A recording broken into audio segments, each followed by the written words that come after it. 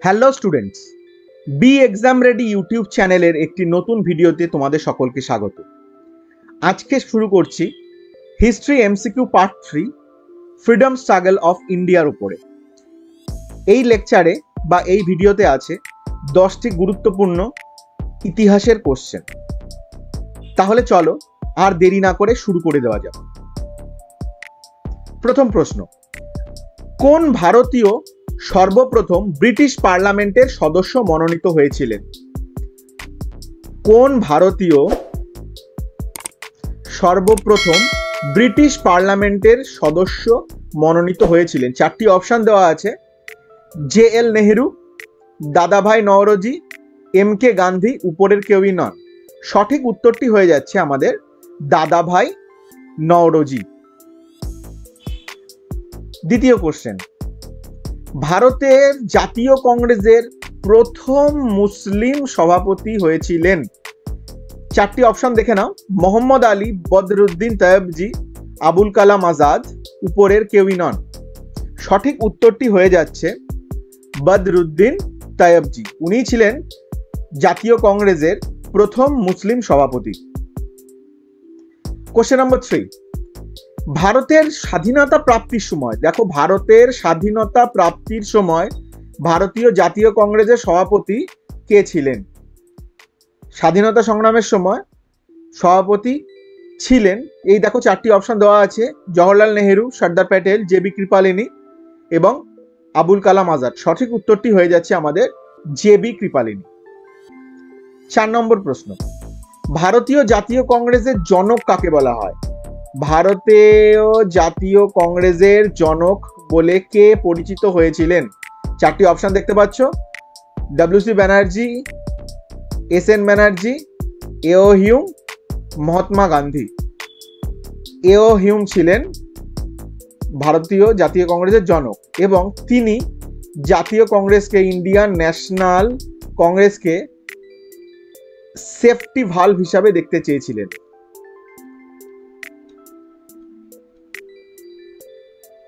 Safety valve হিসাবে দেখতে চেয়েছিলেন।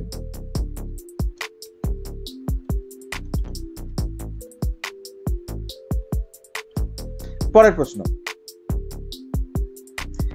ভারতের জাতীয় কংগ্রেসের প্রথম অধিবেশন কোথায় হয়েছিল? কলকাতা, বম্বে, ম্যাড্রাস, পুনে। ভারতীয় জাতীয় কংগ্রেসের প্রথম অধিবেশন হয়েছিল বম্বেতে। সভাপতি ছিলেন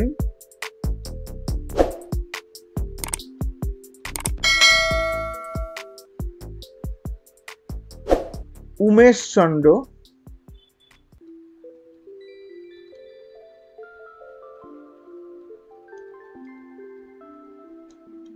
ব্যানার্জি। এই অধিবেশনে 72 জন প্রতিনিধি অংশগ্রহণ করেন।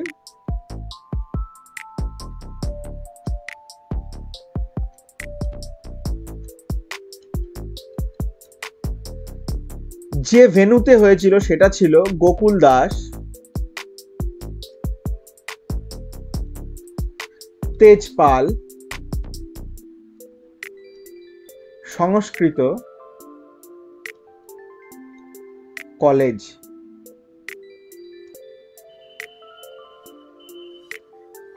পরের প্রশ্ন, কোন বছর জাতীয় কংগ্রেস পূর্ণ স্বরাজের প্রস্তাব গ্রহণ করেছিল? 1928, 1929, 1930, 1931। জাতীয় কংগ্রেস পূর্ণ স্বরাজের প্রস্তাব গ্রহণ করেছিল 1929 সালে। এটি ছিল হচ্ছে লাহোর অধিবেশন। সভাপতি নেহেরুজি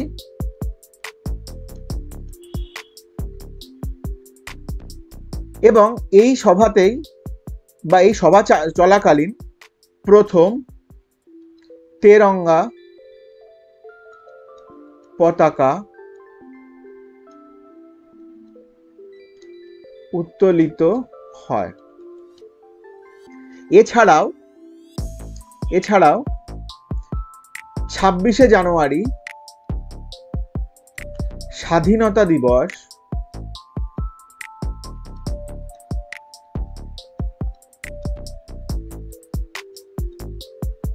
পালিত হবে প্রতি বছর এই অধিবেশনেই গৃহীত হয়। পরের প্রশ্ন, নিম্নলিখিত গণের মধ্যে কে প্রথম গোলটেবিল বৈঠকে যোগদান করেন? কে প্রথম গোলটেবিল বৈঠকে যোগদান করেন? কে প্রথম গোলটেবিল বৈঠকে যোগদান করেন? চারটি অপশন রয়েছে, তেজ বাহাদুর সাপরু, M K Gandhi, Abul Kalam Azad, S C Bose. সঠিক উত্তরটি হয়ে যাচ্ছে আমাদের তেজ বাহাদুর সাপরু। প্রথম গোলটেবিল বৈঠক চলেছিল 12 নভেম্বর 1930 থেকে 19শে জানুয়ারি 1931 এই পর্যন্ত। 12ই নভেম্বর 1930 থেকে 19শে জানুয়ারি 1931 পর্যন্ত। আচ্ছা, আরেকটি গুরুত্বপূর্ণ হচ্ছে এই গোলটেবিল বৈঠক সম্পর্কিত তথ্য হচ্ছে, গান্ধীজি শুধুমাত্র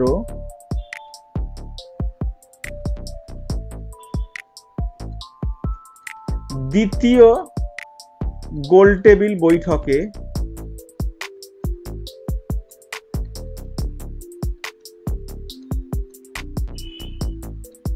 যোগদান করেন।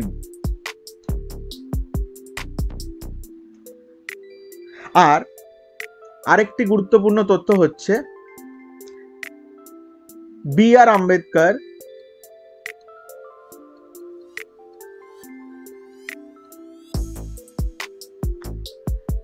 এবং তেজ বাহাদুর সাপরু তিনটি বৈঠকেই অংশ নেন।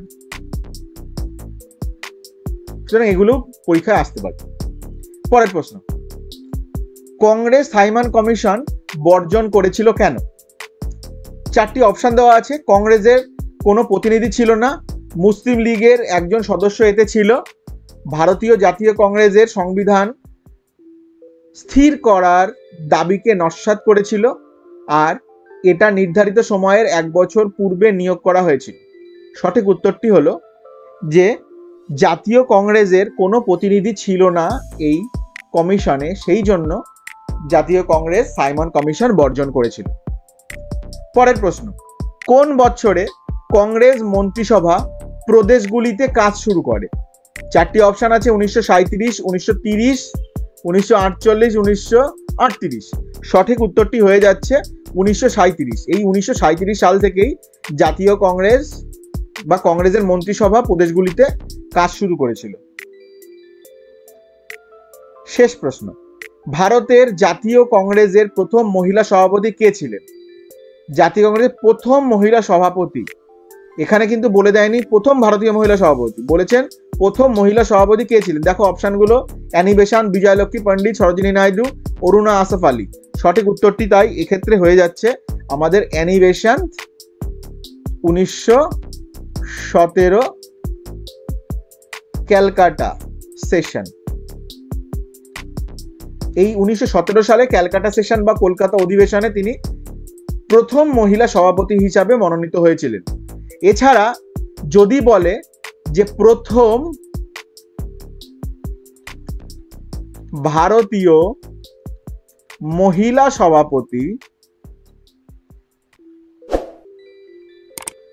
তাহলে হয়ে যাবে সরোজিনী নাইডু, 1925 কানপুর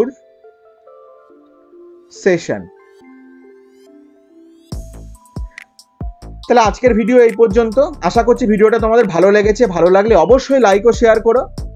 চ্যানেলটিকে সাবস্ক্রাইব করে পাশে থাকা বেল আইকনটি প্রেস করে নিও আমার চ্যানেলের পরবর্তী ভিডিওগুলোর নোটিফিকেশন পেতে। তাহলে দেখা হচ্ছে পরের ভিডিওতে। ততক্ষণ ভালো থেকো, সুস্থ থেকো আর দেখতে থেকো be exam ready YouTube channel.